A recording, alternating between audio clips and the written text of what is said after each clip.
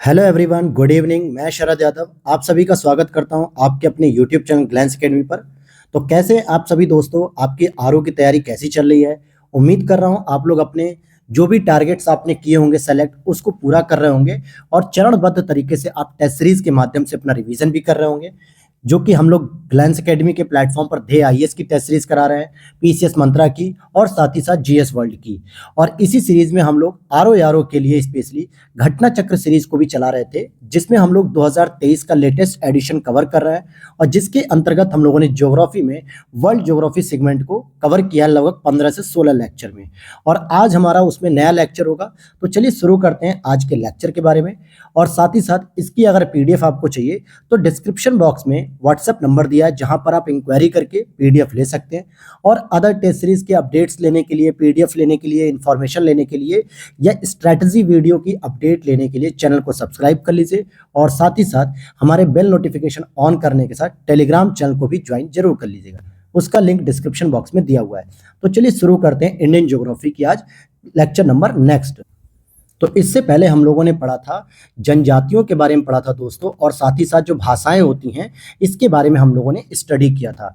तो आज हम लोग पढ़ेंगे अपवाह तंत्र, और अपवाह तंत्र में भी आज सबसे पहले हम लोग पढ़ेंगे गंगा नदी तंत्र। अपवाह तंत्र का मतलब होता है दोस्तों, जब कोई एक बड़ी नदी अपनी छोटी छोटी सहायक नदियों के माध्यम से एक बहुत बड़े भूभाग को कवर करते हुए अपना प्रवाह का मार्ग तय करती है, तो उसे ही हम अपवाह तंत्र कहते हैं। अब जैसे गंगा नदी तंत्र में अगर आप देखोगे तो यमुना नदी भी आती है, बहुत सारी इसकी सहायक नदियां होती हैं, जैसे शारदा हो गई, गंडक हो गई, रामगंगा हो गई, सोन नदी हो गई, फिर ब्रह्मपुत्रा भी जाके मिलती है इसके बांग्लादेश में। तो ऐसे बहुत सारी इसकी नदियां हैं जो इसकी सहायक नदियों के रूप में काम करती हैं। तो इन्हीं सब चीजों को हम लोग अपवाह तंत्र कहते हैं। तो इसी तरीके की अपडेट्स के लिए आप लोग जो है कि वर्ल्ड ज्योग्राफी भी देख सकते हैं, जो बायोलॉजी भी शुरू कर रखी है हम लोगों ने। तो जल्दी ये सारे अब रेगुलर क्लासेस आपको मिलेंगी। और अगर आपको लगता है कि नहीं सर इससे लेट हो जाएगा, तो आप 2022 के सेशन को देख सकते हैं, जहां पर हमने कंप्लीट कराई है घटना चक्र, जिसमें मॉडर्न हिस्ट्री है, पॉलिटी है, ज्योग्राफी है, साइंस है, एनवायरमेंट है, वहां कंप्लीट हमने करा दी है 2022 की विद मैराथन क्लास के साथ। तो हम लोग ये लेटेस्ट एडिशन को कवर कर रहे हैं। तो शुरू करते हैं आज की इस पहली क्लास को, थोड़ा सा जूम कर लेते हैं। तो इसमें आप देखेंगे कि हिमालय की नदियां पूर्ववर्ती अपवाह का उदाहरण है। हिमालय की नदियां पूर्ववर्ती का मतलब क्या होता है कि नदियां पहले से ही अपने मार्ग में जो है कि क्या कर रही थी, अपने पहले से ही मार्ग में जो है कि अपना प्रवाह कर रही थी। लेकिन इसी दौरान बीच में धीरे धीरे ये पर्वत उठने लगे, और धीरे धीरे जब ये पर्वत उठने लगे तो इन पर्वतों को काटते हुए भी नदियों का प्रवाह लगातार चलता रहा। इसलिए हिमालय की जितनी भी नदियां हैं वो मैक्सिमम हिमालय की उत्पत्ति से पहले ही थी, जिसमें मुख्य रूप से आप देखोगे सिंधु नदी देखने को मिलेगी, सतलज नदी और ब्रह्मपुत्र नदी। लेकिन कभी कभी गंगा नदी को भी मान लिया जाता है, क्योंकि कुछ हिस्से में गंगा का भी अपवाह पूर्ववर्ती देखने को मिलता है। तो हम यहाँ पर देखेंगे कि हिमालय के उत्थान क्रम में निरंतर अपर्दन का कार्य करती रही हैं। यानी जिस तरीके से हिमालय इस तरीके से ऊपर उठ रहा है और यहाँ पे नदियां अपनी बहते हुए अपनी मार्ग में परिवर्तन कर रही थी, इनके द्वारा गार्ज बनाए गए, महाखड्ड बनाए गए, ये सब निर्माण किया गया। और इस प्रकार की नदियों में आप देखेंगे कि सिंधु नदी, सतलज नदी, गंगा नदी और ब्रह्मपुत्रा नदी है। गंगा नदी, जिसे हम भागीरथी नदी भी कहते हैं, भारत की सबसे लंबी नदी है। 2525 किलोमीटर की इसकी लेंथ है। साथ ही साथ अगर इसके बारे में और जानकारी लेते हैं तो इसका उद्गम गंगोत्री हिमानी के गोमुख से होता है, यानी कि गंगोत्री से ही होता है, और टिहरी में इसके भिलांगना और देवप्रयाग में अलकनंदा नदी आकर मिल जाती है, और वहीं से भागीरथी और अलकनंदा का संयुक्त रूप ही गंगा कहलाता है। तो आप समझने वाली बात है कि कुछ इस तरीके से अलकनंदा नदी ऊपर से आ रही होती है, और यहाँ से जो है कि ये आपको देखने को मिलेगी भिलांगना नदी, सॉरी भागीरथी नदी। तो यहाँ पर ये गंगा का पॉइंट तैयार हो जाता है। हालांकि भागीरथी की सहायक नदी एक आती है भिलांगना, जहाँ पे टिहरी बांध देखने को मिलता है। तो मैं जब गंगा का आपको शॉर्ट नोट्स पढ़ाऊंगा, इट मींस कि जो घटना चक्र की मैं शॉर्ट नोट्स तैयार कर रहा हूं सीरीज, जिसमें geography, world geography, history, polity, ये सभी सेक्शन जो है कि मैं आपको रिवीजन के फॉर्म में जब पढ़ाऊंगा तो बहुत सारी हेल्प आपको मिलेगी वहां से। गंगा हरिद्वार में मैदानी भागों में प्रवेश करती है, लेकिन ऋषिकेश में अगर हम कहें तो वो उसका अंतिम पर्वतीय क्षेत्र होता है। यानी ऋषिकेश में वो पहाड़ों में रहती है, लेकिन हरिद्वार में वो मैदानी क्षेत्रों में आ जाती है। और गंगा झारखंड की सीमा पर स्थित राजमहल के पहाड़ी के उत्तर की ओर प्रवाहित होते हुए पश्चिम बंगाल के फरक्का नामक स्थान पर या बांग्लादेश में प्रवेश कर जाती है। तो भारत में इसका लगभग 5 राज्यों में अपवाह तंत्र होता है, और उसके बाद ये बांग्लादेश में प्रवेश करती है।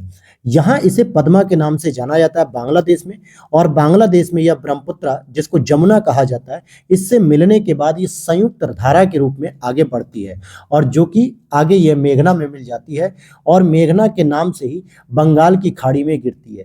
तो जो सुंदरवन का डेल्टा हमें देखने को मिलता है वो मेघना नदी के रूप में जाना जाता है, न कि गंगा और ब्रह्मपुत्र। और यहाँ पर अपने जल का त्याग कर देती है, अपने मुहाने पर विश्व के सबसे बड़े डेल्टा का निर्माण करती है, और गंगा ब्रह्मपुत्र का यह डेल्टा हुगली और मेघना नदियों के बीच में बनता है। अच्छा, हुगली नदी क्या है? ये गंगा की एक ट्रिब्यूटरी है, यानी कि गंगा की वितरिका इसको कह देते हैं। जैसे मान लीजिए गंगा नदी है और इसमें बहुत सारी छोटी छोटी सहायक नदियां आके इसमें मिल रही हैं, ठीक है। इधर से यमुना मिल रही है, सोन मिल रही है, केन मिल रही है, ऊपर रामगंगा, गंडक, शारदा। लेकिन कोई नदी जब प्रमुख नदी से अलग होकर निकलती है, जैसे अब ये गंगा नदी बह रही है और यहाँ से एक नदी इधर निकल जाती है, हुगली जिसे हम कहते हैं।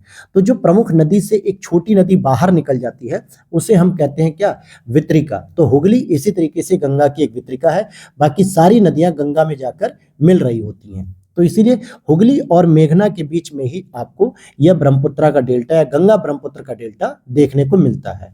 अब यहाँ पर आप देखेंगे इसकी पूरी इमेज को, तो आप देखेंगे कि ये गंगा नदी यहाँ से कुछ निकली। देखिए ये अलकनंदा लिखा हुआ है और ये भागीरथी आपस में मिलते हैं यहाँ पर, तो ये गंगा नदी का निर्माण करते हैं और हरिद्वार में ये सबसे पहले पहुंचती है मैदानी क्षेत्रों में।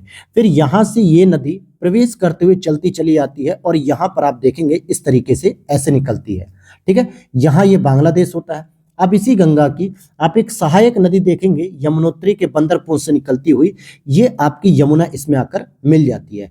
आगे चलकर इसमें एक सोन नदी भी मिल जाती है और यहीं पर आप देखेंगे रामगंगा मिलती है, गंगा से गंडक मिलती है, घाघरा मिलती है, महानंदा मिलने वाली, ध्यान देना कि महानंदा मिलने वाली अंतिम नदी होती है जो गंगा की सहायक होती है। लेकिन कहाँ पर? भारत के अंदर।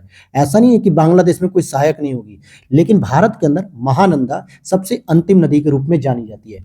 अब यहाँ देखेंगे आप, ये बांग्लादेश में जा रही पद्मा के नाम से, लेकिन इसी गंगा नदी से यहाँ पे निकल के आ रही है हुगली नदी, तो यही इसकी वितरिका हो जाती है। और हुगली की सहायक नदी कौन होती है आगे चल के? दामोदर इसकी सहायक नदी हो जाती है और मयूराक्षी भी इसकी सहायक नदी होती है हुगली की। तो यहाँ तक सारी जानकारी आपको समझ आ गई होगी, मैंने मैप में दिखा दिया। अब हम आगे चलते हैं।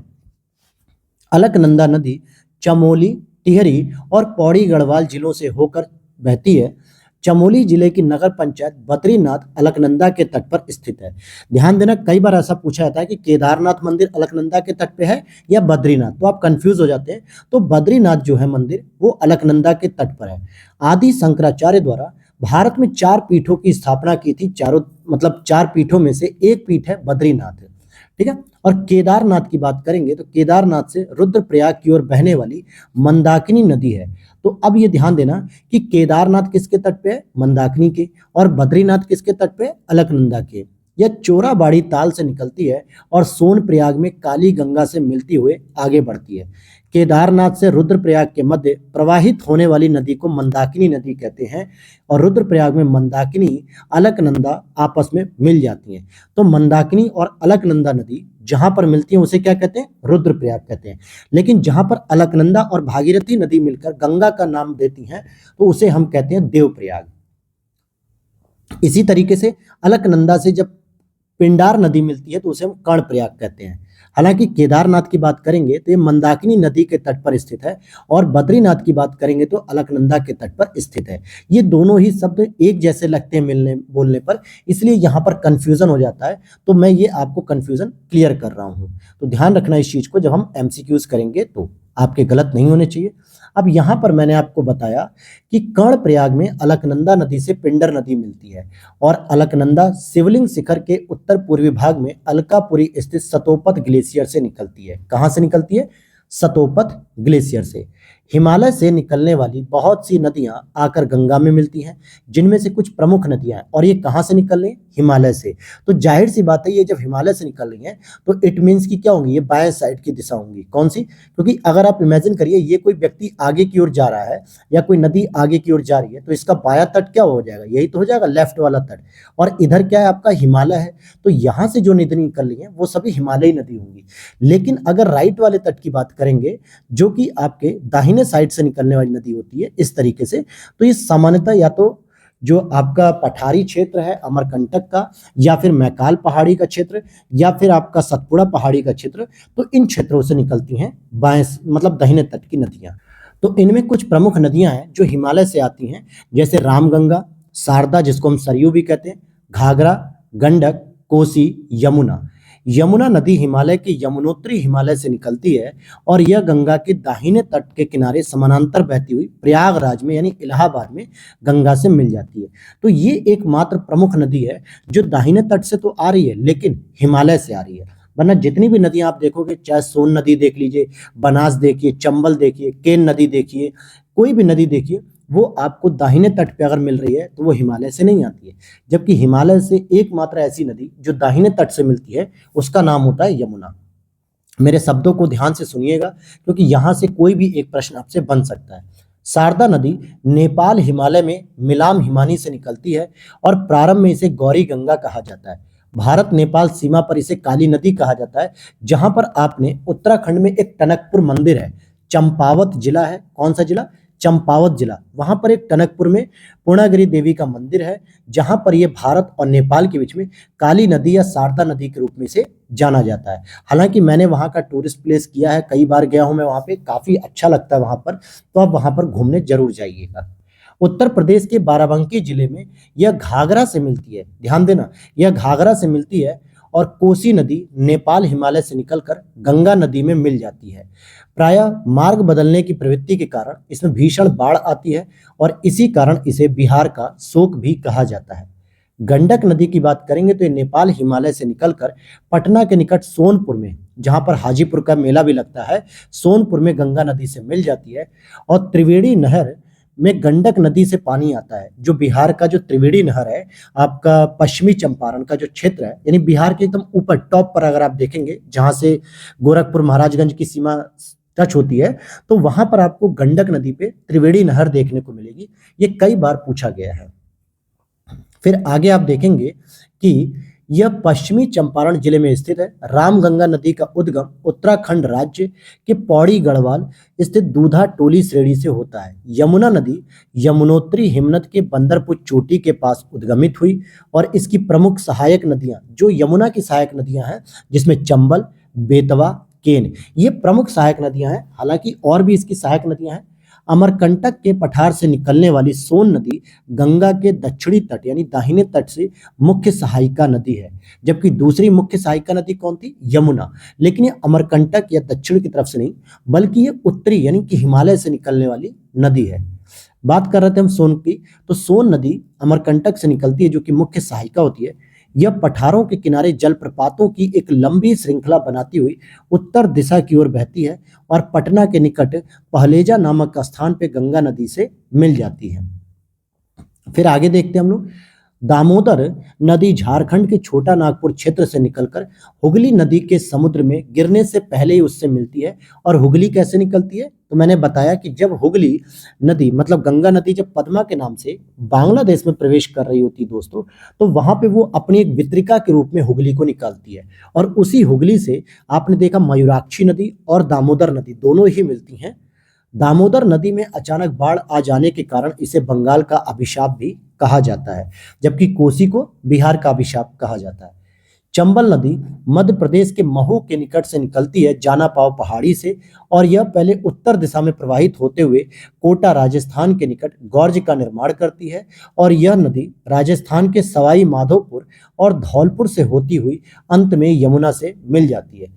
गोमती नदी का उद्गम क्षेत्र गोमत ताल यानी जिसको हम लोग फुलहर झील भी कहते हैं, और यह पीलीभीत में स्थित है, जो कि नेपाल की सीमा पर स्थित एक जिला है उत्तर प्रदेश का, जिसको आप देखेंगे बरेली के ऊपर, और यह पीलीभीत उत्तर प्रदेश में स्थित है। अगर आप देखेंगे कि ये भी प्रश्न है कि गंगा की एकमात्र सहायक नदी जिसका उद्गम मैदान से हुआ है, जबकि बाकी सहायक नदियों का या तो उद्गम पठारी क्षेत्रों से हुआ है या फिर पर्वतीय क्षेत्रों से हुआ है, लेकिन मैदान में किसी भी झील से उद्गम नहीं हुआ था। केवल एक नदी है और वो कौन सी हो जाएगी? फुलहर झील से निकलने वाली गोमती नदी। और यह भी गोमती नदी आगे जाके बनारस के पास एक गाजीपुर नाम का जिला पड़ता है, जहां पर आप बताइएगा किस गवर्नर जनरल की कब्रगाह है, ये बताइएगा, हिस्ट्री का प्रश्न है। तो वहां पर यह जाके सैदपुर नामक जो एक विधानसभा क्षेत्र है, वहां पर यह मिल जाती है गोमती नदी से। अब यहाँ तक आपने चीज़ों को समझा बहुत अच्छे से। उम्मीद करता हूँ कि आपको ये लेक्चर समझ में आया हो। सारी चीज़ों को मैंने क्लियर किया है। अब यहाँ पर हम देखेंगे कि नदियों के नाम, उद्गम क्षेत्र और संगम, यानी कि हम नदियों के नाम के बारे में देखेंगे। वो नदियाँ कहाँ से उद्गमित हो रही हैं और कहाँ जाके वो मिल रही हैं। तो सबसे पहले बात करेंगे गंगा नदी की। ये गंगोत्री हिमनद से निकलती है और बंगाल की खाड़ी में जाकर मिल जाती है, मतलब वहीं जाकर इसका अंतिम रूप से संगम हो जाता है। फिर यमुना नदी की बात करें, ये यमुनोत्री हिमानी यानी बंदरपुर से निकलती है और गंगा में मिल जाती है प्रयागराज या इलाहाबाद में। शारदा नदी की बात करेंगे, जिसको हम काली नदी भी कहते हैं, यह नेपाल हिमालय या मिलाम हिमानी से निकलती है और बाराबंकी में आके घाघरा नदी से मिल जाती है। हालांकि घाघरा नदी को ही अब सरयू नदी के नाम से जाना जाता है। कोसी की बात करेंगे तो ये गोसाई थान नेपाल हिमालय से निकलती है और गंगा में जाकर ये मिल जाती है। अगली बात करेंगे गंडक की, तो ये नेपाल हिमालय से निकलकर गंगा के सोनपुर पटना के निकट जाके मिलती है। रामगंगा की बात करेंगे तो ये उत्तराखंड के दूधा टोली श्रेणी से निकलती है और ये गंगा में मिल जाती है बिजनौर में जाकर। फिर आगे देखेंगे सोन नदी की बात करें तो ये अमरकंटक पठार से निकलकर पटना के निकट पहलेजा नामक स्थान पर गंगा से मिलती है। दामोदर नदी जो कि छोटा नागपुर पठार से निकलती है और हुगली कोलकाता के निकट जाकर यह मिल जाती है। चंबल नदी की बात करेंगे तो महू एमपी के जाना पाव पहाड़ी से निकलते हुए ये यमुना यानी इटावा के नजदीक जो है कि मिल जाती है। ये प्रश्न इंपॉर्टेंट है, ऐसे प्रश्न देखने को मिलेंगे। गोमती नदी की बात करेंगे तो ये गोमत ताल यानी फुलहर झील से निकलती है और गंगा में जाकर मिल जाती है। अब आगे चलते हैं। अब हम यहाँ पर देखेंगे कुछ एमसीक्यूज और इसके माध्यम से हमने जो भी अभी तक पढ़ा है उसको हम रिवीजन करेंगे और इसी तरीके की क्लासेस आपको मिलती रहेंगी ज्योग्राफी के वर्ल्ड ज्योग्राफी सेक्शन में, इंडियन ज्योग्राफी और बायोलॉजी के सेक्शन को। तो इन सभी चीज़ों के लिए आपको करना होगा चैनल को सब्सक्राइब और क्लास अपडेट के लिए आप लोग टेलीग्राम चैनल से जुड़ जाइए। साथ ही साथ अगर आपको इसकी पीडीएफ चाहिए तो आप इसकी पीडीएफ के लिए डिस्क्रिप्शन बॉक्स में दिए गए व्हाट्सएप नंबर पे इंक्वायरी कर लीजिए, वहां आपको ये मिल जाएगी। तो चलिए शुरू करते हैं पहले एमसीक्यू से। तो पहला प्रश्न है आपका यहाँ पर कि गंगा नदी उदाहरण है किसका? तो पूर्ववर्ती नदी का उदाहरण है, यानी कि पूर्ववर्ती अफवाह का। तो मैंने ये चीज बताई दी थी आपको, तो ए ऑप्शन यहाँ पर सही हो जाएगा। अगला प्रश्न है बांग्लादेश में गंगा नदी को किस नाम से पुकारा जाता है? तो इसे पद्मा नाम से पुकारा जाता है, जबकि अगर मैं ब्रह्मपुत्रा की बात करूं तो उसे जमुना नाम से पुकारते हैं। और ये दोनों नदियां आपस में जाकर आगे मेघना नदी से मिल जाती है और फिर मेघना नदी के नाम से ही बे ऑफ बंगाल यानी बंगाल की खाड़ी में ये अपना डेल्टा बनाती है। तो इस प्रश्न का तो सही उत्तर हो गया बी ऑप्शन। अब यहाँ पर आप देख लीजिए कि गंगा हरिद्वार में मैदानी भागों में प्रवेश करती है और झारखंड की सीमा पर स्थित राजमहल की पहाड़ी के उत्तर की ओर प्रवाहित होती हुई पश्चिम बंगाल के फरक्का नामक स्थान पर बांग्लादेश में प्रवेश करती है और यहाँ इसे पद्मा नाम से जाना जाता है। अगला प्रश्न है यहाँ पर बांग्लादेश में प्रवेश करने के बाद गंगा नदी को निम्नलिखित में से किस नाम से जाना जाता है? तो सेम रिपीटेड प्रश्न है, पद्मा नदी। अच्छा, काली गंगा किसे कहा जाता है दोस्तों? बताइएगा, कमेंट सेक्शन में बताइएगा कि काली गंगा किसे कहते हैं। अगला प्रश्न है बांग्लादेश में प्रवेश उपरांत गंगा कहलाती है, तो बांग्लादेश में किस नाम से कहलाती है? पद्मा नाम से कहलाती है। हुगली क्या है? हुगली एक वितरिका है। और किसकी है ये वितरिका? ये गंगा नदी की वितरिका है। किसकी? गंगा नदी की। अगले प्रश्न को देखते हैं। सुंदरबन डेल्टा का निर्माण करने वाली नदियां हैं, कौन कौन सी है भाई? तो गंगा और ब्रह्मपुत्रा नदी ही सुंदरबन डेल्टा का निर्माण करती हैं।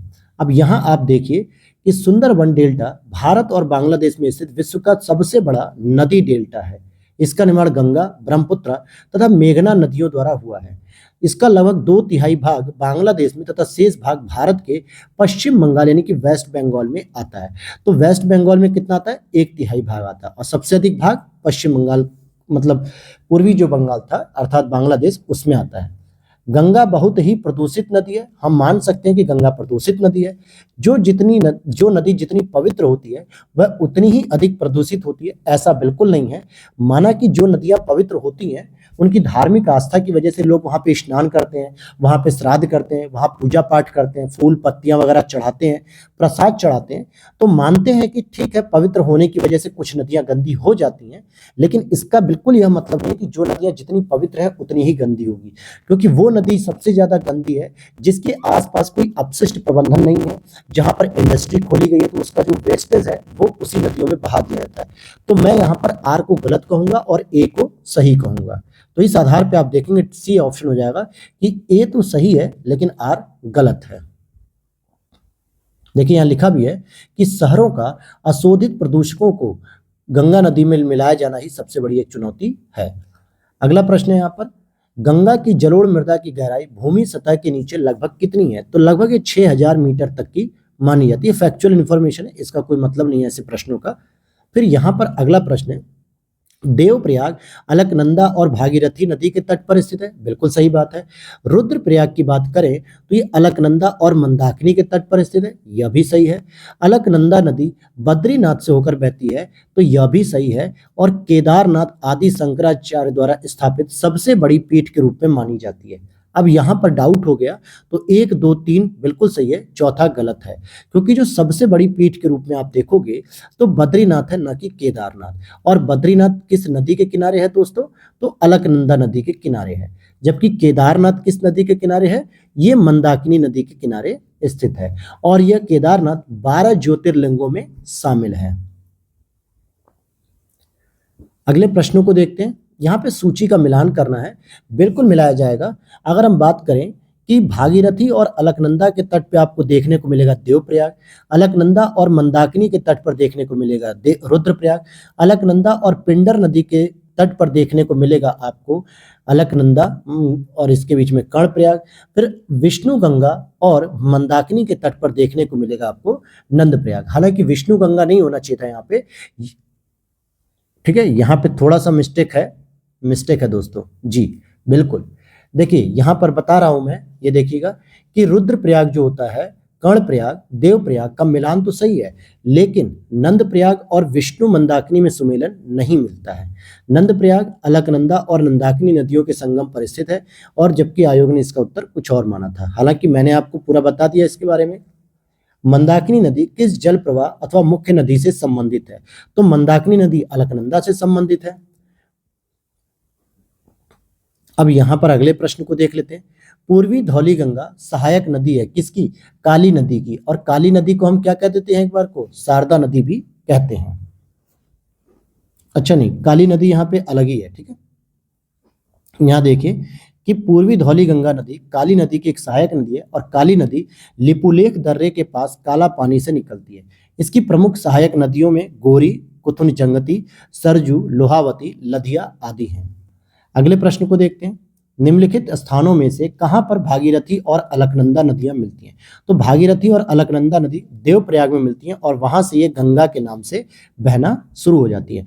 कर्णप्रयाग की बात करेंगे तो यहाँ पे अलकनंदा नदी और पिंडार नदी आपस में मिलती हैं। रुद्रप्रयाग की बात करेंगे तो यहाँ पे अलकनंदा नदी और साथ में आपको मंदाकिनी नदी देखने को मिलती है। अगला प्रश्न है यहाँ पे, किस स्थान पर अलकनंदा और भागीरथी नदी का संगम होता है? तो इन दोनों का संगम देवप्रयाग में होता है। फिर अगला प्रश्न है, अलकनंदा और भागीरथी कहाँ मिलकर गंगा नदी बनाते हैं? तो देवप्रयाग में बनाते हैं। और देवप्रयाग के बाद जो ऋषिकेश पड़ता है, ये इसका अंतिम पर्वतीय क्षेत्र होता है, क्योंकि यहाँ से फिर ये प्रवेश कर जाती है हरिद्वार में, जो कि आपका मैदानी क्षेत्र होता है। फिर अगले प्रश्न को देखते हैं। उस नदी का नाम बताइए जो केदारनाथ से रुद्रप्रयाग के मध्य होकर बहती है। अर्थात केदारनाथ किसके तट पे है? मंदाकिनी के तट पे है। और अलकनंदा के तट पे कौन सा है? तो बद्रीनाथ है। अगले प्रश्न को देखते हैं। निम्नलिखित में से किस नदी के तट पर बद्रीनाथ का प्रसिद्ध मंदिर है? अभी मैंने बताया कि अलकनंदा के तट पर है। और मंदाकिनी के तट पे किसका है दोस्तों? तो केदारनाथ का मंदिर है। अगला प्रश्न है, भारत की सबसे बड़ी वाह नदी, वाह मतलब अपवाहित नदी, जिसका अपवाह तंत्र बड़ा है, तो इसका सही उत्तर हो जाएगा गंगा नदी। भारत की सबसे लंबी नदी कौन सी है? गंगा नदी, जिसकी लंबाई 2525 किलोमीटर देखने को मिलती है। और आगे देखते हैं यहाँ पे, गंगा भारत की सबसे लंबी नदी है, जो कि 2525 किलोमीटर लंबी है।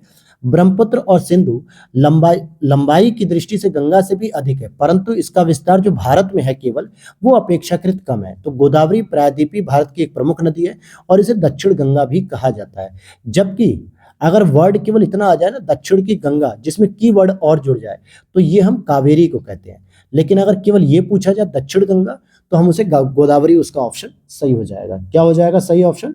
गोदावरी। फिर अगला प्रश्न है आपका, भागीरथी नदी निकलती है, भागीरथी का ही दूसरा नाम क्या हो जाएगा, गंगा नदी हो जाएगा, और ये गंगोत्री के गोमुख से निकलती है। अच्छा यहाँ पे देखिए गंगोत्री भी ऑप्शन दिया, गोमुख भी, लेकिन गंगोत्री के गोमुख से निकलती है, इसलिए ए ऑप्शन यहाँ पर सही हो जाएगा। तो बड़ा कंफ्यूज किया आपको देखिए इस प्रश्न ने भी। अब यहाँ अगले प्रश्न को देखते हैं, गंगा नदी की एकमात्र सहायक नदी जिसका उद्गम मैदान में होता है, तो मैंने आपको बताया था गोमती नदी, जो कहां से निकलती है दोस्तों, फुलहर झील से निकलती है। कहां से निकलती है, फुलहर झील। और ये फुलहर झील कहां पर है, तो ये पीलीभीत में है, पीलीभीत यानी यूपी में। सोन नदी की बात करेंगे तो ये अमरकंटक के पठारों से निकलती है, अमरकंटक के पठारों से निकलती है। रामगंगा नदी की बात करेंगे तो ये आपके हिमालय से निकलती है। शारदा या सरयू नदी की बात करेंगे तो ये भी हिमालय से निकलती है। अगला प्रश्न है, दिल्ली और आगरा के मध्य वर्ष के अधिकांश समय में यमुना नदी मृत हो जाती है। बिल्कुल सही बात है, यमुना असतत वाहिनी नदी है, तो ये बात गलत है, क्योंकि यमुना सतत वाहिनी नदी है। जो भी नदी हिमालय से निकलती है वो वर्ष भर यानी कि 12 माह तक उसमें लगातार पानी रहता है, तो वो सतत वाहिनी कहलाती है, असतत नहीं। इसलिए आर गलत है, तो सी ऑप्शन हो जाएगा ए सही होने के साथ ही। अगला प्रश्न है, यहां पर आप देखेंगे कि निम्नलिखित नदियों में से कौन एक यमुना की सहायक नदी नहीं है, तो चंबल भी उसकी सहायक नदी है, बेतवा भी है, केन भी है, लेकिन रामगंगा नहीं, क्योंकि रामगंगा सीधे गंगा नदी से मिलती है, न कि यमुना नदी से, और चंबल यमुना से इटावा में आकर मिलती है। अगला प्रश्न है यहाँ पे, यमुना नदी का उद्गम स्थान क्या है, तो यमुना नदी का उद्गम स्थान है यमुनोत्री के बंदर पुंछ में। अगला प्रश्न है यहाँ पर, अब यहां पूछा जा रहा है, यमुना नदी की निम्नलिखित सहायक नदियों पर विचार कीजिए और इन्हें पश्चिम से पूर्व की ओर यानी वेस्ट से ईस्ट की ओर आपको सेटल करना है। तो बेतवा, सिंध, केन, चंबल, तो ये आपको क्रम बताना है। तो आप इसमें देखेंगे कि सबसे पहले यमुना नदी में अगर ऐसे देखेंगे तो सबसे पहले आके चंबल मिल जाएगी, फिर आके सिंध मिल जाएगी, फिर आके बेतवा मिल जाएगी, और फिर आके आपको केन मिल जाएगी। तो ये हो गया वेस्ट और ये हो गया ईस्ट। तो इस हिसाब से अगर आप देखेंगे तो सबसे पहले मिलेगी चंबल, फिर सिंध, फिर बेतवा, फिर केन, तो ये 4 नदियां इसको मिलती हैं। अगला प्रश्न है यहाँ पर, निम्नलिखित में से कौन सी नदी यमुना नदी से नहीं मिलती है, बेतवा मिलती है, चंबल मिलती है, केन मिलती है, लेकिन सोन नदी नहीं, क्योंकि सोन नदी पटना के निकट पहलेजा घाट के पास गंगा नदी से जो है कि मिल जाती है। और सोन नदी कहां से निकलती है दोस्तों, तो अमरकंटक से निकलती है। कहां से, अमरकंटक से। अगला है, निम्नलिखित में से कौन सी नदी चंबल में नहीं मिलती है।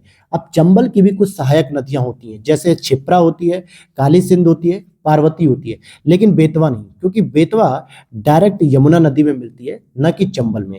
अच्छा, क्षिप्रा नदी की बात करूं तो यहां पे आपको उज्जैन जो कि तीर्थ स्थल है वो देखने को मिलता है। अगला प्रश्न है यहाँ पे, बेतवा नदी निकलती है, तो बेतवा नदी कहां से निकलती है, तो ये विंध्यन पहाड़ी से निकलती है। कहां से, विंध्यन पहाड़ी से। बेतवा नदी मिलती है, किसकी सहायक है ये, यमुना की सहायक नदी है। और यमुना कहां जाके मिलती है, गंगा से मिलती है। कहां पर मिलती है, ये मिलती है आपके इलाहाबाद या प्रयागराज कह सकते हो। अगला प्रश्न है यहाँ पे, इनमें गंगा की कौन सहायक नदी उत्तर वाहिनी है, यानी कि कौन सी ऐसी सहायक नदी जो उत्तर की ओर बहती है इस तरीके से।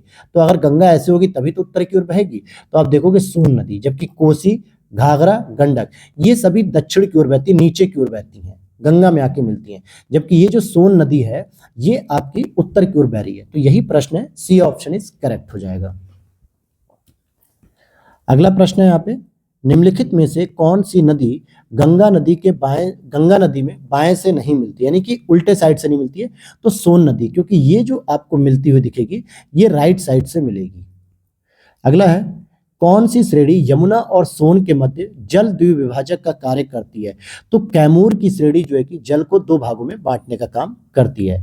यमुना और सोन नदी के मध्य जल द्विविभाजक का कार्य कैमूर श्रेणी करती है। सोन नदी प्रायद्वीपीय भारत में आने वाली गंगा की एक प्रमुख सहायक नदी है। कैमूर श्रेणी सोन नदी के उत्तर पश्चिम सीमा का निर्धारण करती है और यह पटना के निकट गंगा नदी से मिल जाती है। अगला प्रश्न है, निम्नलिखित में से किस नदी का जल ग्रहण क्षेत्र सर्वाधिक है, तो सबसे अधिक अगर आप देखोगे तो वैसे तो देखा जाए तो गंगा का है, लेकिन यहाँ के ऑप्शन में अगर हम देखें तो सोन नदी सही हो जाएगा। जल ग्रहण क्षेत्र का मतलब होता है कि किसमें सबसे अधिक नदी का पानी देखने को मिलता है, तो सोन में मिलेगा 70,055 वर्ग किलोमीटर। अगला प्रश्न है यहाँ पे प्रीलिम्स 2019 का प्रश्न है, मोरीबंद डेल्टा निम्नलिखित में से किस डेल्टा का एक उपविभाग है, तो ये बंगाल डेल्टा का एक उपविभाग माना जाता है मोरीबंद डेल्टा। समझ लेते हैं इसके बारे में। दो हिमालयी नदियां गंगा और ब्रह्मपुत्र एक गैर हिमालयी नदियां मेघना के साथ मिलकर विश्व के सर्वाधिक बृहद डेल्टा का निर्माण करती हैं। गंगा ब्रह्मपुत्र डेल्टा, जिसे गंगा डेल्टा, सुंदरबन डेल्टा या बंगाल डेल्टा के नाम से जाना जाता है, इसे दो भागों में पश्चिमी निष्क्रिय डेल्टा और पूर्वी सक्रिय मेघना डेल्टा मैदान में उप विभाजित किया जाता है। आगे चल के जो पश्चिमी निष्क्रिय डेल्टा है इसको फिर से तीन भागों में विभाजित करते हैं, मोरीबंद डेल्टा, प्रौढ़ डेल्टा और ज्वार सक्रिय डेल्टा में विभक्त किया जाता है। तो इस तरीके से आप देखोगे कि मोरीबंद जो डेल्टा है ये आपके किस में देखने को मिला, सुंदरबन डेल्टा के अंतर्गत देखने को मिलता है। अगला प्रश्न है यहाँ पे बीपीएससी प्रीलिम्स 2019 का, निम्नलिखित में से गंगा नदी घाटी का कौन सा भाग उपनदी है, कौन सा भाग उपनदी है, तो यहाँ पर उपर्युक्त में से कोई नहीं या तो उपर्युक्त में से एक से अधिक है। तो पढ़ लेते हैं इसको। उत्तरी कोयल झारखंड से बहने वाली एक नदी है जो सोन नदी की एक सहायक नदी है और सोन नदी के दाहिने तट पर मिलती है, जबकि सोन नदी दक्षिणी भाग से गंगा नदी में मिलने वाली दूसरी सबसे बड़ी नदी है, क्योंकि पहली यमुना नदी है और ये एक सहायक नदी है जो पटना के पास गंगा में मिल जाती है। दक्षिणी कोयल नदी झारखंड व उड़ीसा में प्रवाहित होती है। दक्षिणी कोयल नदी उत्तरी कारो नदी के साथ मिलकर कोयल के रूप में प्रवाहित होती है, जो उड़ीसा के राउरकेला के पास शंख नदी से मिलकर ब्राह्मणी नदी के नाम से प्रवाहित होती है। तो बराकर दामोदर नदी की मुख्य सहायक नदी है जो झारखंड के कोडरमा पहाड़ से निकलकर हजारीबाग से होते हुए दामोदर में मिलती है। दामोदर निचली गंगा बेसिन में हुगली नदी से मिलती है और दामोदर नदी बेसिन गंगा नदी बेसिन का उप बेसिन है। अब यहाँ पर अगला प्रश्न देखेंगे कि बिहार राज्य में गंगा के किनारे कितने स्थित जिले हैं, और ये बीपीएससी प्री 2019 में ऐसा प्रश्न पूछा गया। तो 12 राज्य इसके अंतर्गत आते हैं। वो 12 राज्य कौन कौन से दोस्तों, इसको भी जरा एक नजर हम लोग देख लेते हैं। तो जरा देखते हैं। तो यहाँ पर आप देखेंगे कि सबसे पहले सारण जिला दिखेगा, फिर बक्सर, फिर भोजपुर, फिर पटना, वैशाली, समस्तीपुर, बेगूसराय, लखीसराय, मुंगेर, खगड़िया, भागलपुर व कटिहार। तो ये 12 जिले हैं जो आपको गंगा नदी के तट पर देखने को मिलते हैं। अगला प्रश्न है यहाँ पे, नेक्स्ट क्वेश्चन है, बिहार में किस जिले में गंगा नदी की लंबाई सबसे अधिक होती है, तो सबसे अधिक उसकी लंबाई पटना में होती है और इसी पटना में पहलेजा, कौन सा, पहलेजा घाट के पास सोन नदी आकर मिल जाती है इसमें। और सोन नदी किधर से मिलती है दोस्तों, तो दक्षिणी हिस्से से मिलती है गंगा में। आप यहाँ पर देख सकते हैं कि पटना में लगभग 99 किलोमीटर की इसकी लेंथ होती है और दूसरे स्थान पे भागलपुर आता है जहां पर ये 97 किलोमीटर की लेंथ को कवर करती है। फिर प्रीलिम्स 2021 का प्रश्न है, कौन सी एक नदी भारतीय गंगा नदी बेसिन का हिस्सा नहीं है। पुनपुन नदी बिल्कुल है जो कि गंगा में जाके मिलती है पटना के निकट, जलांगी नदी भी मिलती है, अजय नदी भी मिलती है, लेकिन जोंक नदी नहीं मिलती है। ध्यान देना, जोंक नदी इस बेसिन का हिस्सा नहीं है। क्यों, क्योंकि जोंक नदी महानदी बेसिन का हिस्सा होती है जो कि महानदी की एक सहायक नदी है जो भारत के ओडिशा एवं छत्तीसगढ़ राज्यों से होकर प्रवाहित होती है। जबकि पुनपुन नदी की बात करें, अजय नदी की बात करें, जलांगी नदी, ये सभी गंगा नदी बेसिन का हिस्सा हैं। पुनपुन नदी का प्रवाह झारखंड और बिहार में है, अजय नदी का प्रवाह झारखंड और पश्चिम बंगाल में तथा जलांगी नदी का प्रवाह पश्चिम बंगाल में होता है। अब यहाँ पर हम अगला प्रश्न देखते हैं, निम्नलिखित में से कौन सी नदी उत्तर प्रदेश राज्य से प्रवाहित नहीं होती है। तो आप देखेंगे सोन नदी भी होती है, सोनभद्र मिर्जापुर के जोन से। हिंडन नदी की बात करूं तो ये मेरठ वरठ का क्षेत्र आता है, नोएडा का क्षेत्र। शारदा नदी की बात करूं तो ये आगे चल के लखनऊ तक जो है कि आती है, घाघरा वगैरह तक। लेकिन गंडक नदी की बात करें तो ये इसमें शामिल नहीं है क्योंकि गंडक नदी उत्तर प्रदेश राज्य से प्रवाहित नहीं होती है। यह नदी नेपाल से निकलकर बिहार में प्रवेश करती है, सोनपुर, पटना के निकट गंगा से जाकर मिल जाती है। सोन, हिंडन, शारदा, ये तीनों ही नदी उत्तर प्रदेश राज्य में प्रवाहित होती हैं। और आप देख सकते हैं आरओ के प्रीलिम्स 2021 में ऐसा प्रश्न पूछा गया था। अगला प्रश्न है यहाँ पे, निम्नलिखित में से कौन सी नदी फतुहा के पास गंगा नदी में मिल जाती है? तो फतुहा के पास आपकी पुनपुन नदी मिलती है और यह पटना के पास ही देखने को मिलता है, यानी यह भी इसकी सहायक नदी जो होती है ये पटना में ही देखने को मिलेगी। तो अब हम देखते हैं दोस्तों, अगली जो नदी होगी हमारी वो होगी ब्रह्मपुत्रा नदी। तो ब्रह्मपुत्रा नदी के बारे में भी डिस्कस कर लेते हैं। तिब्बत से निकलने वाली यरलुंग जांगपो नदी को भारत में ब्रह्मपुत्रा नदी के नाम से जाना जाता है और यह पश्चिमी तिब्बत के आंगसी ग्लेशियर, ध्यान दीजिएगा, पश्चिमी तिब्बत के आंगसी ग्लेशियर से निकलती है और यह हिमालय के समानांतर पूर्व की ओर बहती है।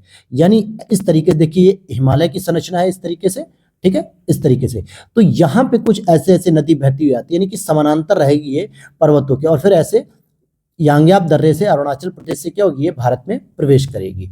तो आगे अभी मैं आपको और दिखाता हूँ। और नामचा बरवा शिखर के पास पहुंचकर यह अंग्रेजी के यू आकार जैसा मोड़ बनाकर भारत के अरुणाचल प्रदेश में दिहांग नाम से प्रवेश करती है और इसे असम प्रदेश में, मतलब असम राज्य में ब्रह्मपुत्रा के नाम से जाना जाता है। तो अरुणाचल में तो इसको दिहांग नाम से जाना जाता है, जबकि असम में इसे ब्रह्मपुत्रा के नाम से जानते हैं। और यही नदी बांग्लादेश में इसे जमुना नदी के नाम से भी जाना जाता है। ब्रह्मपुत्र, सतलज, सिंधु, इन नदियों का स्रोत तिब्बत के मानसरोवर झील के पास में स्थित है। तिब्बत में उद्गमित होने वाली ब्रह्मपुत्रा, इरावदी और मेकांग नदियां अपने ऊपरी पाटों में संकीर्ण और समानांतर पर्वत श्रेणियों से होकर बहती हैं। अगर आप यहाँ पर देखेंगे तो इस तरीके से मानसरोवर झील यहाँ पर देखने को मिलती है, जहां से ये आप देखेंगे ब्रह्मपुत्रा नदी जो है कि बहते हुए आ रही है और इस तरीके से यहाँ क्या कर रही है, प्रवेश कर रही है ब्रह्मपुत्रा नदी हमारे अरुणाचल प्रदेश के क्षेत्र से। ब्रह्मपुत्र को तिब्बत में सांगपो या सापू के नाम से जाना जाता है, जिसकी प्रमुख सहायक नदियां हैं जयमोली, तिस्ता, कामेंग, सुवनसिरी, धनसिरी, दिहांग, दिबांग, पगदालिया, जिया भरेली, संकोस, लोहित, ये इसकी प्रमुख सहायक नदियां हैं। जबकि लोहित नदी पूर्वी तिब्बत की जयालचू पर्वत श्रेणी से निकलती है और यह नदी अरुणाचल प्रदेश और असम में बहती है। ध्यान देना, लोहित नदी की बात कर रहा हूं क्योंकि अक्सर संकोस नदी और लोहित नदी की सीमा रेखा को लेकर प्रश्न पूछे गए हैं और आज भी बहुत सारे कंफ्यूजन बने हुए हैं। सुबनसिरी नदी का उद्भव हिमालय क्षेत्र से होता है। यह असम और अरुणाचल प्रदेश तथा तिब्बत क्षेत्र में बहती है। बराक नदी की बात करेंगे तो बराक नदी आपके मणिपुर पहाड़ी से निकलकर मिजोरम और असम से बहती हुई बांग्लादेश में प्रवेश कर जाती है। असम घाटी में ब्रह्मपुत्र नदी गुम्फित जलमार्ग बनाती है, यानी असम घाटी में ब्रह्मपुत्र नदी जो है वो गुम्फित जलमार्ग बनाती है, जिसमें कुछ बड़े बड़े नदी द्वीप भी मिलते हैं। जैसे एक नदी द्वीप मिलेगा आपको देखने को, माजुली नदी द्वीप, जो कि पूरे विश्व में सबसे बड़ा नदी द्वीप है माजुली। इसमें माजुली जो है कि विश्व का सबसे बड़ा नदी द्वीप है, ये मैंने आपको बताया। तिब्बत का पठार को च्योंगतांग और क्वाघाई तिब्बत पठार के नाम से भी जाना जाता है। समुद्र तल से औसतन 4500 मीटर की ऊंचाई पर स्थित है। इसे विश्व का छत यानी कि the roof of the world भी कहा जाता है। तिब्बत के पठार से निकलने वाली प्रमुख नदियां हैं जैसे यांगत्सी नदी, हांगो नदी जिसको हम येलो रिवर भी कहते हैं, सिंधु नदी, सतलज नदी, ब्रह्मपुत्रा नदी, मेकांग नदी और साल्विन नदी। साल्विन और इरावदी ये दोनों ही म्यांमार की बहुत ही महत्वपूर्ण नदी है। अब यहां पर हम एक प्रश्न पढ़ेंगे, पहला एमसीक्यू, कि तिब्बत में उत्पत्ति पाने वाली ब्रह्मपुत्रा, इरावदी, मेकांग नदियां अपने ऊपरी पाटों में संकीर्ण और समानांतर पर्वत श्रेणियों से होकर प्रवाहित होती हैं। इन नदियों में ब्रह्मपुत्र भारत में प्रविष्ट होने से ठीक पहले अपने प्रवाह में एक प्रकार के यूटर्न यानी कि लेती है, गार्ज बनाती है। ऐसा क्यों? तो सही उत्तर हो जाएगा भूवैज्ञानिकी तरुण हिमालय के अक्ष संगीन नमन के कारण, क्योंकि यहाँ पर जो है कि हिमालय क्या है, बहुत तेजी से ऐसे करके कर्व लेता है। ये असम वाला एरिया हो जाता है ये सब, और यहाँ पे इस तरीके से अरुणाचल प्रदेश का ये जोन हो जाता है। तो यहाँ पे बहुत तेजी से यहाँ पे अक्ष संघी होता है, जिससे वो यू आकार का एरिया बना के भारत में प्रवेश करती है। अगला प्रश्न है, भारत में यरलुंग जांगबो नदी को किस नाम से जाना जाता है? तो इसको ब्रह्मपुत्रा के नाम से जाना जाता है। फिर अगला प्रश्न है, तिब्बत में मानसरोवर झील के पास जिस नदी का स्रोत है वो कौन सी नदी है? तो तिब्बत में मानसरोवर झील के पास ब्रह्मपुत्रा नदी का स्रोत है, सिंधु नदी का स्रोत है, सतलज नदी का स्रोत है। तो इसलिए उपर्युक्त सभी यहाँ पर सही हो जाएंगे। फिर आगे प्रश्न को देखते हैं हम लोग। बराक नदी, लोहित नदी, सुबनसिरी नदी उपयुक्त में से कौन सी अरुणाचल प्रदेश से होकर बहती है? तो आप देखेंगे कि लोहित नदी और सुबनसिरी नदी देखने को मिलती है, लेकिन बराक नदी की बात करूंगा तो ये मणिपुर पहाड़ी के निकट जाकर बहती है, मणिपुर पहाड़ी। तो आप यहाँ पर देख सकते हो कि लोहित, सुबनसिरी नदियां ये तो अरुणाचल प्रदेश से होकर बहती हैं, जबकि बराक नदी मणिपुर पहाड़ी से निकलकर मणिपुर, मिजोरम और असम से बहती हुई बांग्लादेश में ये प्रवेश कर जाती हैं। अगला प्रश्न है, मानस नदी किस नदी की उपनदी है? तो ये ब्रह्मपुत्र की एक सहायक नदी है मानस नदी। ब्रह्मपुत्र नदी तिब्बत में किस नाम से जानी जाती है? तो सांगपो नाम से जानी जाती है। नेक्स्ट क्वेश्चन है, ब्रह्मपुत्र नदी का बहाव क्षेत्र क्या है? तो कितने राज्यों से होकर जाती है? तो तिब्बत से, बांग्लादेश से, भारत से। हालांकि वर्तमान में तिब्बत चीन के अंतर्गत है, तो इसलिए इसको चीन भी अगर ऑप्शन आ जाता है तो हम सही मानेंगे, लेकिन यहाँ पे देखिए चीन और तिब्बत दो अलग अलग देश के रूप में इंडिकेट किया गया, इसलिए इसको गलत मान लिया जाएगा, क्योंकि चीन और तिब्बत अब एक ही हो गए हैं। अगला प्रश्न है, IAS प्रीलिम्स 2016 का, कौन सी ब्रह्मपुत्र की सहायक नदियां हैं? कामेंग है, दिबांग है, लोहित है, ये तीनों ही है, इसलिए डी ऑप्शन यहां पर सही हो जाएगा। नेक्स्ट क्वेश्चन देखते हैं, तिस्ता नदी के संदर्भ में यहां पे पूछा जा रहा है, तो तिस्ता नदी के बारे में पढ़ते हैं। तिस्ता नदी का उद्गम वही है जो ब्रह्मपुत्र का है, लेकिन ये सिक्किम से होकर बहती है, ये बात गलत है, क्योंकि ब्रह्मपुत्र का जो उद्गम वो मानसरोवर झील में, जबकि तिस्ता का उद्गम आपके नेपाल के पास है। रंगीत नदी की उत्पत्ति सिक्किम में होती है और यह तिस्ता की एक सहायक नदी है, यह बात सही है। तिस्ता नदी भारत और बांग्लादेश की सीमा पर बंगाल की खाड़ी में जा मिलती है, गलत, बल्कि ये क्या करती है, ये अरुणाचल प्रदेश से निकलने वाली जो ब्रह्मपुत्र नदी है उसकी एक सहायक नदी है, तो ये वाला भी गलत हो जाएगा। तो बी ऑप्शन हो जाएगा कि केवल दूसरा ही सही है। आप यहाँ देख सकते हो कि तिस्ता नदी का उद्गम सिक्किम में स्थित खांगचू छो हिमनदी झील से होता है और ब्रह्मपुत्र नदी का उद्गम स्थल पश्चिमी तिब्बत में स्थित आंगसी हिमनद से होता है या आंगसी ग्लेशियर से। रंगीत नदी का उद्गम सिक्किम में होता है और यह नदी तिस्ता नदी की एक सहायक नदी भी होती है। तिस्ता नदी ब्रह्मपुत्र की सहायक नदी है। तिस्ता नदी भारत के सिक्किम और पश्चिम बंगाल से होती हुई बांग्लादेश में ब्रह्मपुत्र में जाकर मिल जाती है, तो इस सिक्किम और पश्चिम बंगाल की सीमा रेखा पर बहती है तिस्ता नदी। अगला प्रश्न है, निम्नलिखित नदियों में से किनके स्रोत बिंदु लगभग एक समान है? तो ब्रह्मपुत्र, सिंधु, और साथ में अगर मैं एक नदी का नाम और आपको दे दूं तो वो है नदी आपकी सतलज, तो ये हो जाएगा। अगले प्रश्न को देखिए, नीचे दिए गए दो कथन दिए गए जिसमें से एक को अधिकथन और दूसरे को कारण कहा जाता है। तिस्ता नदी पहले गंगा की सहायक नदी थी, आजकल वह ब्रह्मपुत्र की सहायक नदी है। तो तिस्ता नदी पहले गंगा की थी, यह बात सही है, लेकिन मार्ग परिवर्तित होने की वजह से अब वो ब्रह्मपुत्र की हो गई, ये बात सही है। नदी अपहरण हिमालय की नदियों का एक प्रमुख गुण है, यानी कि नदियां अपना मार्ग बदलती है, यह बात भी सही है, और इसी वजह से तिस्ता भी परिवर्तित हो गई है, तो दोनों ही बातें यहाँ पर सही हैं, तो ए ऑप्शन हो जाएगा। यहाँ लिखा भी है कि ऐतिहासिक रूप से तिस्ता नदी गंगा नदी प्रणाली का ही अंग थी। दक्षिण की ओर प्रवाहित होते हुए लगभग 1787 ईस्वी में आई बाढ़ के पश्चात इसने अपना मार्ग बदल लिया और दक्षिण पूर्व की ओर विस्थापित होकर ब्रह्मपुत्र नदी प्रणाली में शामिल हो गई। नदी अपहरण हिमालय की नदियों का एक प्रमुख गुण है।